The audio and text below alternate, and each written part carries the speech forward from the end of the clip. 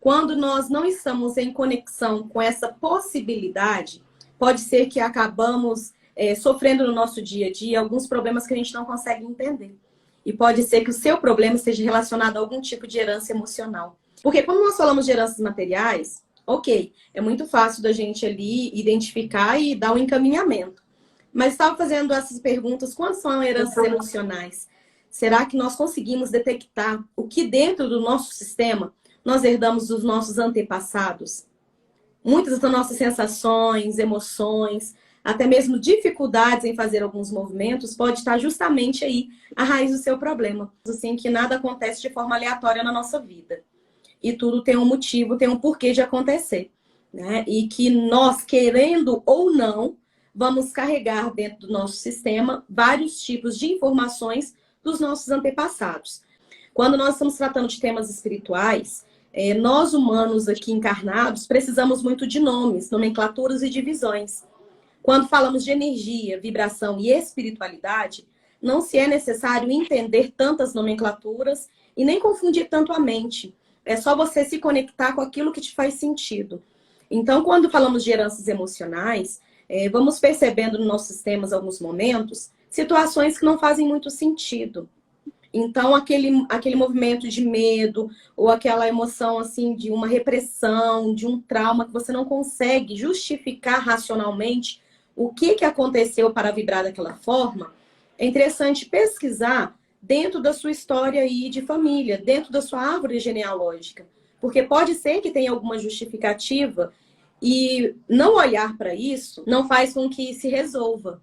E qual é a tendência? Se nós temos uma consciência de alguma coisa que está acontecendo dentro do nosso sistema e nós não fazemos essa movimentação, consequentemente, para uma próxima geração, essa situação ela voltará para que haja uma ressignificação e um equilíbrio dessa situação. Para que eu possa ter uma saúde física boa, eu preciso também de ter uma autonutrição.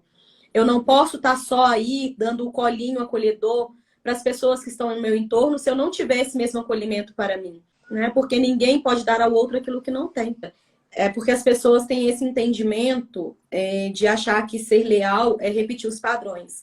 E aí fica criando uma lealdade e esquece de criar uma honra. Eu honro meu pai e mãe fazendo o melhor que eu posso de acordo com a minha realidade para transmutar aquela informação. Eu vou trazer o que eu tenho de melhor para somar aquilo que eles fizeram até onde eles puderam, com o conhecimento que eles tinham. Então, eu paro de querer criar essa lealdade de repetições de padrões para criar essa honra. E o que é honrar pai e mãe? É agradecer por nossa vida, por estarmos vivos. Trazendo esse entendimento, nós vamos entrando na leveza. Né? Nós vamos entrando na leveza de entender que eu vou ser leal à minha mãe, conseguindo trazer o meu melhor, que eu posso. Trazer para a minha família uma oportunidade de olhar caminhos diferentes, de conseguir ali expandir a consciência com coisas que sejam benéficas para mim e para o meu entorno. Porque senão nós vamos ficar fadados a acreditar que todo mundo da minha família passou por isso, eu tenho que passar. E não é verdade. Quando conhecemos as nossas potências e vamos ali entendendo o porquê que aconteceu daquela forma, aí é nos dado ali a oportunidade de mudar. Como, por exemplo, existe muitas pessoas que acabam tendo vício, né? Vícios em geral, por causa de mediunidade reprimida ou por nem saber que aquilo se chama mediunidade. Então, para poder lidar com aquela sensibilidade, a pessoa entra ali no processo de vício. Entendendo que tem esse padrão no seio familiar, eu vou começar também a perceber e entender a minha mediunidade. Porque se eu tiver nesse vazio e for a cunho da minha espiritualidade, eu posso escolher outro caminho que não seja através dos vícios. Eu posso escolher lidar com essa situação de uma outra forma. E fica também como um padrão a ser seguido daqui para frente, né? Então, quem vir depois da gente vão ter coisas que não vão repetir, que a gente faz também, que não é o legal, vamos assim dizer, mas eles têm a oportunidade de fazer e transmutar, trazer essa nova informação que eles também vão acessar dentro do campo deles. E aí que vem a mágica da coisa, que eu acho super legal, é que como nós fazemos parte de um todo, quando nós ganhamos consciência, nós estamos emanando essa partículazinha para toda a humanidade. Nós somos uma pequena partícula. Então, por isso que quando nós falamos quer mudar o mundo, mude a si mesmo, é sobre isso que nós estamos dizendo. Então, todo o negro que consegue entender que os antepassados deles não era escravo, eles foram pessoas escravizadas, e começa a se posicionar de uma maneira diferente, nós estamos ali dando a permissão, estamos abrindo porta para que outras pessoas negras também se posicionem. E vai quebrando esse tipo de acontecimento que aconteceu lá no século XVIII e que ainda perpetua no inconsciente coletivo. E é disso que nós estamos falando. Falar de ancestralidade, nós estamos falando de um todo. Não é só da nossa ancestralidade familiar consanguínea. Nós estamos falando de pessoas que vieram antes da gente. Nós estamos falando de padrões que nós estamos repetindo inconscientemente por uma lealdade cega e uma lealdade que nós não sabemos o porquê. É uma coisa que nós não entendemos o porquê. E levar entendimento a essas heranças emocionais que está tão forte dentro da gente, dentro do nosso sistema, e que às vezes nos impede de prosperar, às vezes impede na cura de uma doença, às vezes nos impede de encontrar um trabalho do qual nós temos verdadeiramente a vontade. Quantas pessoas não querem ser advogadas e acabam sendo porque na família todo mundo era. E aí a pessoa vai ali tendo que honrar essa história. Todo mundo é advogado, eu não posso ser artista. Mas ela ser artista não era algo valorizado. Então ela deixa de viver a essência dela, manifestar o próprio ser, por causa de um padrão de lealdade que tinha que ser alguém importante. O que é ser importante? Por isso que esse trabalho de autoconhecimento nos ajuda a ter esse posicionamento de quem somos. E aí vamos reconstruindo e construindo uma nova história, colocando ali os nossos conhecimentos, a nossa forma de manifestar, que é única. Curando-se a mim mesmo, mais uma vez, estamos emanando cura para toda a humanidade. E isso é que vai fazer com que tenhamos melhor qualidade de vida e que tenhamos menos doenças, porque nessa vida perfeita de redes sociais, que tudo é lindo e maravilhoso, estão todos felizes, nós vamos ali também nos moldando dentro de um padrão de uma rigidez para pertencer. No final, o que é que nós fazemos a lealdade? Medo do não pertencimento. Porque se eu não repito aquele molde deixado por minha família, ali vai gerar um vazio do não pertencimento àquilo que me foi deixado. Então, trazer lucidez, dar luz a todos esses entendimentos também é libertador. Me permite fazer o movimento sem ter tanta dor, de entender que eu estou cumprindo a minha função. A minha função é quê? Transmutar. Transmutar para melhorar, melhorando a mim e melhorando o todo, né? De avaliar mesmo, né? Aquela mochilinha que a gente traz, que a gente trouxe,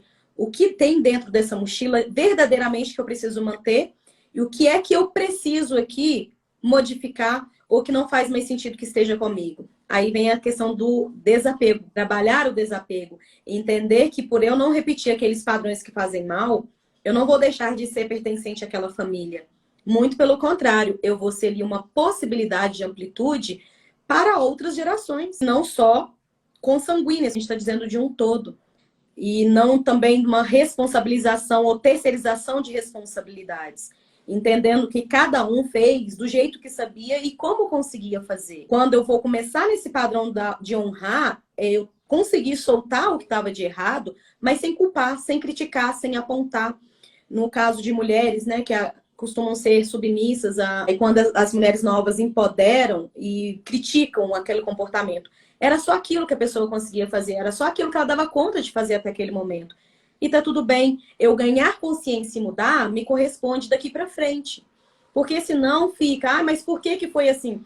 Começar nessa observação dos nossos pensamentos.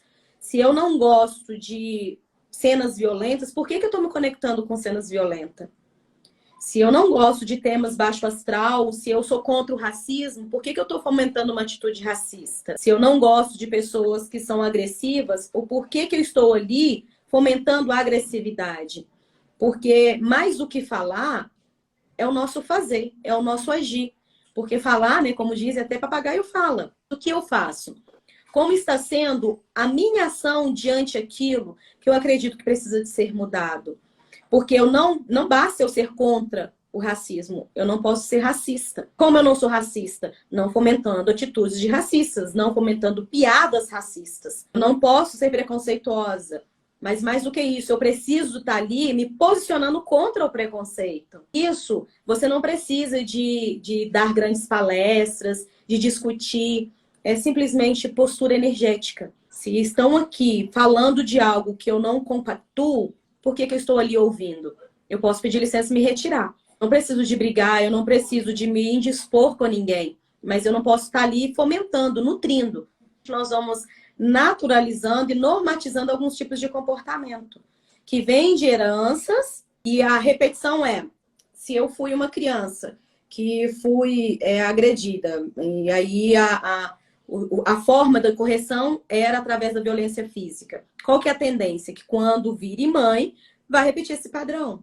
Mas essa coisa, porque foi a forma que eu aprendi. Mas espera, calma. Eu era de acordo, eu achava que aquilo de verdade era uma forma de se corrigir. Então por que eu estou repetindo? Será que é isso mesmo que eu preciso de passar daqui para diante? Ou tá ali sobre minha responsabilidade de fazer um movimento de troca, de mudança? E depois não consegue entender o porquê que a pessoa não tem a confiança em si própria, né? Ouviu tanto dizer que era burro que a pessoa veste aquela roupa. E principalmente quando vem de pessoas ali que nós temos a estima, nós consideramos, que nós respeitamos, que são as pessoas maiores que estão em nosso entorno. Então, tudo isso justifica que não é no consciente, não é no racional. São coisas que estão muito mais adentro e que nós não temos a dimensão do quão forte é. Se todo mundo faz assim, é assim que eu tenho que fazer também. Vê que aí não cabe a questão desse julgamento, mas sim de você trazer essa consciência para si e entender que eles fizeram do jeito que eles sabiam, mas você pode fazer diferente. No momento em que nós começamos a expandir essa consciência através do nosso posicionamento, nós vamos conseguir atingir mais pessoas e também elas ver que podem fazer diferente. Que não precisa de estar ali naquele lugar, naquele ambiente, jogando flores se de verdade não compactua com aquilo que está acontecendo. E é através das ações, mais uma vez, não tem outra forma. São aquelas informações que estão dentro do nosso inconsciente. Vão acontecer situações que vão nos levar àquele extremo e vai ativar aquele gatilho que nós temos de situações vividas anteriormente. Por quê? Aconteceu uma coisa lá e que não foi entendida dentro do meu sistema. Criou uma massa, criou um bloco. Então, quando acontece novamente, é simplesmente uma faísca. A pessoa fala: mas não precisava dessa proporção, não precisava dessa dimensão. Mas, na verdade, você não está sendo reativo àquele momento somente. Porque aquele momento nutriu o que tinha acontecido anteriormente. Por isso que dá essa sensação de uma explosão repentina. E não é. E quando nós fazemos esses tratamentos, nós vamos lá na raiz do problema para limpar essa massa aonde ela iniciou.